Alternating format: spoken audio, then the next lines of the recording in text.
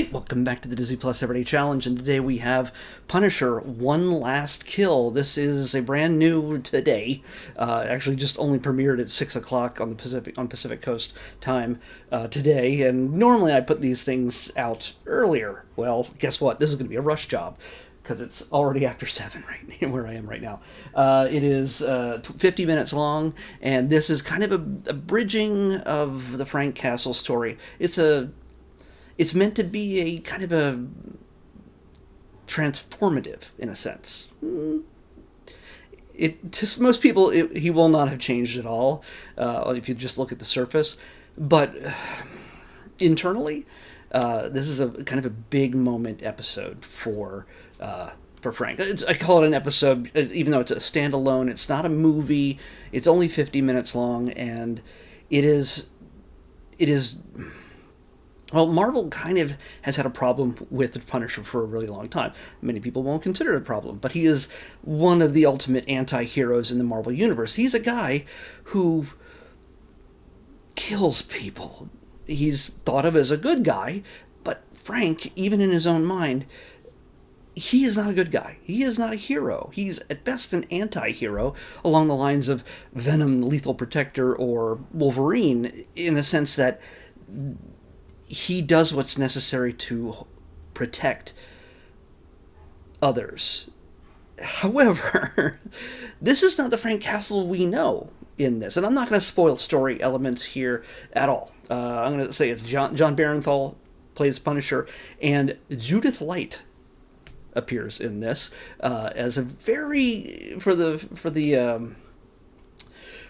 the Marvel Comics fans who remember, I think Garth Ennis and Frank Whiteley's runs, you will recognize a certain character by name. You shouldn't necessarily look like a certain character from the comics, but yeah, she is. Judith Light is in this. Wasn't it Tony Danza, Who's the Boss? Yeah, and also she was on soap operas back in the day.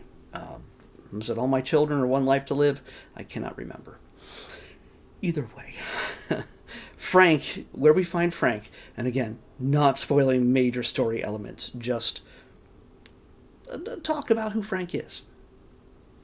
So, Frank is, like I said, not a hero. He's not driven by heroic impulses. He's not like Spider-Man or Daredevil, where he sees somebody personally in danger, and he runs into danger to protect them and fight them. No, he's always been about himself.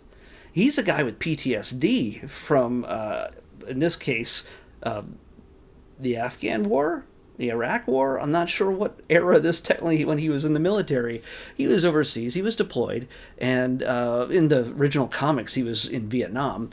So everything, the goalposts have to change in each iteration, each version of the Punisher story. He's a guy with PTSD who's dealing with a lot of loss. Not just, as we know, many people know, his family was gunned down in front of him. His wife, son, and daughter, both kids pretty young, and that has traumatized him. It is some of the worst pieces of PTSD a man can have, a woman can have, a person can have, to lose your family in front of you. And he's lost a lot of his buddies in the war as well.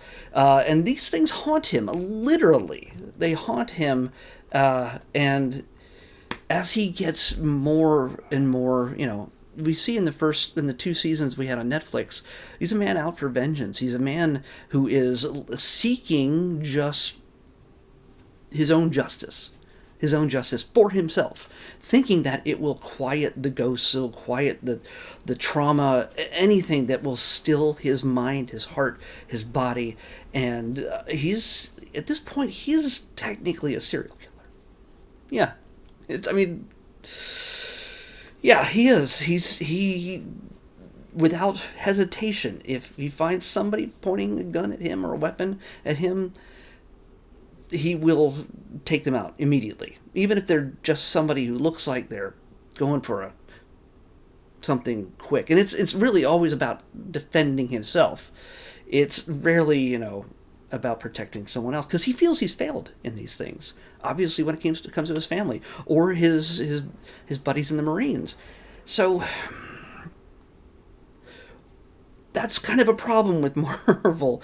One, you can't keep telling that same story over and over and over again, where he is just a guy who is distraught and trying to recover from all that trauma. That story, it can only go on for so long. So what do? The purpose of this story is to shift his focus to the outside world, not be so caught up anymore in his vengeance. Because even when he gets vengeance, as we all know, it doesn't necessarily take away the pain. It doesn't bring the people you lost back into your life. Things are not made right.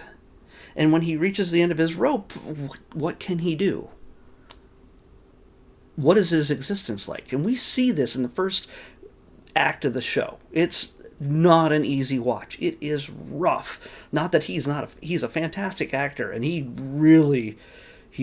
very intense. We all know him from Walking Dead as well. He's a very intense actor, and he's got Frank down to a T. And we've seen in the comics Frank dealing with a lot of stuff but for the most part, for entertainment purposes, when we read a Punisher comic, it's never going to be like, oh, I want to read him recovering from PTSD and just, look at him just really angry with himself. No, nobody reads that. They want to see people come at him, and so he can take them out in creative ways. To be clear, though, this is not a let's be creative with murder kind of story. We've seen plenty of movies I've watched plenty of movies in the theaters the last few months, especially involving people with satanic rich people cults. So there's a lot of those. Samara Weaving is in one of them. But yeah, I don't know why I'm thinking about the Punisher. I can't think of what those movies are. But when you see somebody who's our good guy just being attacked from all sides, you want to see them defend themselves, take a lot of punishment, but also meet it out and survive, no matter how bloody it gets. And often in more exaggerated circumstances, with creative ways to kill somebody, like throwing them in a giant industrial washer. In this case, though, this is the real world. Even though there are Spider-Man and Daredevil and all sorts of other things, Avengers, in this universe that he is in. Yes, he is in the proper core MCU. But Frank's stories will almost always be grounded. Yes, he's interacting with Daredevil. And yes, he will be interacting with Spider-Man in the upcoming Spider-Man Brand New Day movie. So this is to help bring him into an audience that bring him to an audience and also bring him into a world that's a little bit more creative. I imagine that someday, as we saw kind of in the Spider-Man trailer, that he'll be able to use his weapons on people he doesn't like, but can take it and keep coming back for more. Because he bloops Spidey, even though Pete's going to survive that no matter what. But and by the way, Punisher, if you want to find his first appearance, he first appeared in Amazing Spider-Man 129. That's when he was brainwashed by the Jackal to just kill at random for people committing crimes. It's the 70s, okay? It's really the 70s. He would shoot people who were jaywalking or littering and things like that. So yeah, it's not exactly a great start to the character, but he's evolved over the years into being somebody who has been a problem for both Daredevil and Spider-Man in how they deal with the bad guys that they run across. So in this, we get to see, though, kind of the purpose of this is to see a transformation of the character, so that, and what is it, the impetus that changes him? Well, I'm not going to tell you that, but there's certain circumstances. You're going to get your bloody battle, trust me, you're going to get that.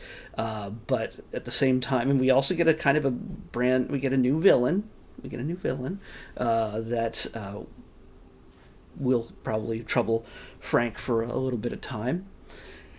And we get just the chaos of New York City when, due to Frank's own work, things are thrown out of tilt. And, well, City hasn't gotten better because of his vengeance. It hasn't, like, oh, the mobsters are gone. Well, just everybody's happy and everything's safe now. No. Frank is disconnected from the world. When he's not literally screaming at himself in his empty apartment, when he goes out in the world where the chaos is, he's calm. It's almost... There's an overlay, by the way, of just violence happening all around him in the streets. And in his head, we do get a moment where you hear helicopters and you hear sounds of battle that sort of overlay each other, that represent the chaos, the place where he feels most comfortable. But just trying to go get a donut or something, or a bagel or something, he's perfectly fine. He seems perfectly sane in those moments until he can't ignore it anymore. So, and the battle is brought to him. So this is, while especially the first act and everything, the first act is emotionally stressful for those of you who cannot handle some more sensitive topics. They warn you at the beginning that this is a TVMA. This is not for all audiences. This is not for kids. Do not let your kids watch this. Oh, you can do whatever you want. I'm just going to suggest that this is not a children's show. This is not a children's superhero show at all. And I think that one of the reasons why I'm going to spoil this little bit, so be prepared. It's not a story element or a character element more than the fact that there are no other superheroes in this. Okay? There's no Daredevil. There's no Spider-Man. Those are the two you would have expected. No Avengers flying over in the sky. This is Frank in New York City, in the worst part of New York City, as everything is crumbling down around him. So, again, don't watch this hoping to see Spider-Man. It's not happening. And honestly, if Daredevil showed up, he'd probably end up, if I'm not spoiling Born Again Season 2. If Daredevil showed up, it would ruin, he would stop Frank at every turn. Anything Frank was doing, he'd stop him at every turn. Frank would be fighting Daredevil as much as he would any bad guys in the streets. And, yeah, that's just... I think we've done that already in the Daredevil series. So, yeah. In the Punisher series, it's been a while since I watched that. So, yeah, again, this is a very adult kind of thing. Those who are sensitive to violence and blood and also PTSD trauma, those of you who may have dealt with such things in your life, you may, beyond the whole losing his family thing, who've dealt with traumatic experiences in war, this may trigger you. Just because Frank he's not unaffected by the things he's done in war and in the streets, even recently. While Daredevil was off doing his own thing, why didn't Frank show up? Well, Frank's busy. He's been busy. So, it all fits together, but it makes it possible, in a sense, for him to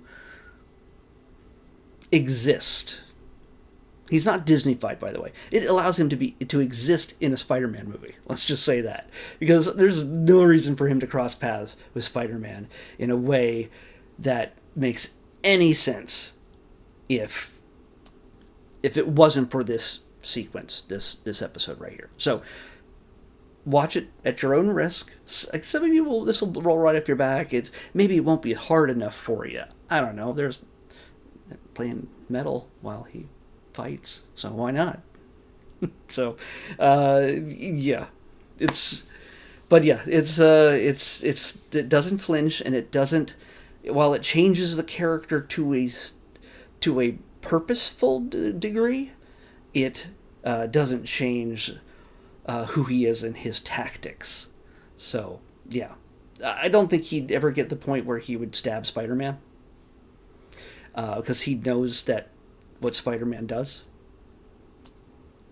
Gosh, I hope that doesn't happen in July. But he's the kind of guy, if he saw, some of the Thunderbolts, he might stab one of them if he could.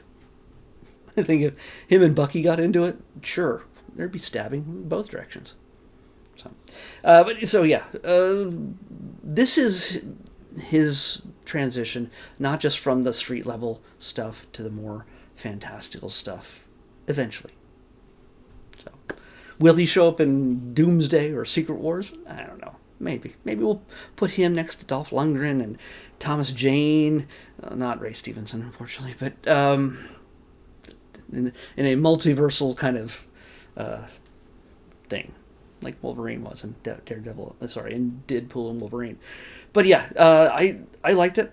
When I watched it, I had to look at it through the lens of one of my friends who's a bit more sensitive to certain things, and I'm just like, we might have to skip this one for him, so he doesn't have to deal with some of the obvious upfront trauma.